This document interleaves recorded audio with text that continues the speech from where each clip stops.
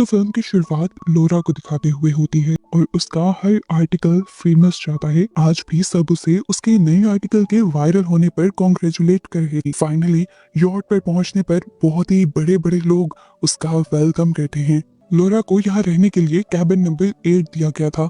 Cabin 10 के अंदर कोई सिगरेट पी रहा था। ठीक दौरान लोरा को अपने पास अपने रूम में बुला लेती है। वो लोरा से कहती है, आज मैंने भी कुछ लिखा है, क्या तुम इसे पढ़कर बता सकती हो? और बैंक बैलेंस ट्रस्ट के नाम कर दिया कि मुझे लास्ट स्टेज कैंसर है और मरने से पहले किसी के काम आना चाहती हूँ।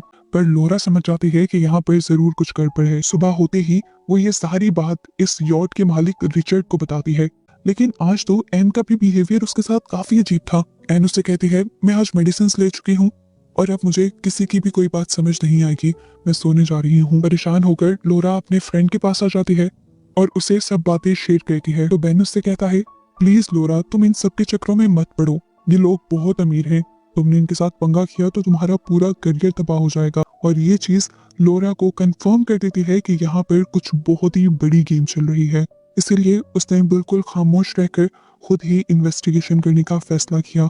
इसीलिए जब उसने ड्रेनेज होल खोला तो उसे वहां से लड़की के बाल भी मिल गए, जिसे उसने एक रैपर में संभाल लिया। ये बाल ले जाकर वो बेन को दिखाती है और कहती है, किसी को भी यकीन नहीं था मेरी बात पर, ये देखो सबूत। मैंने कहा था ना कि कैबिन 10 में कोई लड़की है जिसे किसी ने मार दिया है, और अब मैं ये बात पता कर रहूंगी कि आखिर वो कौन थी जिसको मार दिया गया। उसने रूम में जाकर इन बालों को अब छुपा दिया था। थोड़ी देर बाद यहाँ पर एक बहुत बड़ी सोशल मीडिया इन्फ्लुएंसर उसे बुलाकर कहती है, तुम ये जो सब कर रही हो इसे मत करो। क्या प्रूफ करना चाहती हो? अगर कुछ मिल भी गया तो उससे इन लोगों को कोई नुकसान नहीं होगा, उल्टा ये तुम्हारा ही करियर तबाह कर देंगे। लोरा उसकी बात सुनती है और इग्नोर कर देती है। फिर वो कैबिन क्रू के पास आती है।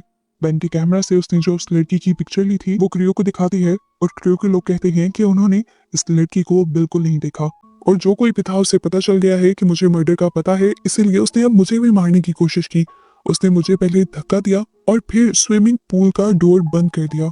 मतलब वो मुझे भी मारना चाहता है।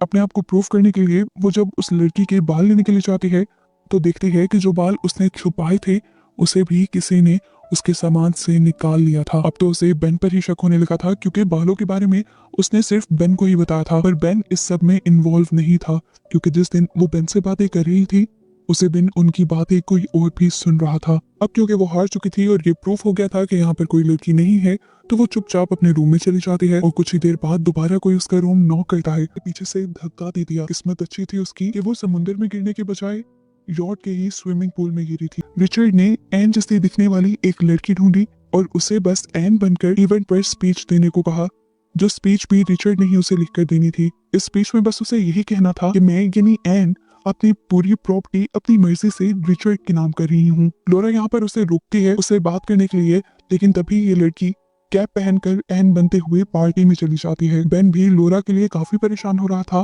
क्योंकि कल शाम से वो भी नजर नहीं आई थी। वो जब उसके रूम में चेक करने के लिए जाता है तो अंदर से डॉक्टर मेहता निकलते हैं। एन बनी हुई उस लड़की की जान बच जाती है और यहाँ पर पुलिस आकर रिचर्ड को अरेस्ट कर लेती है।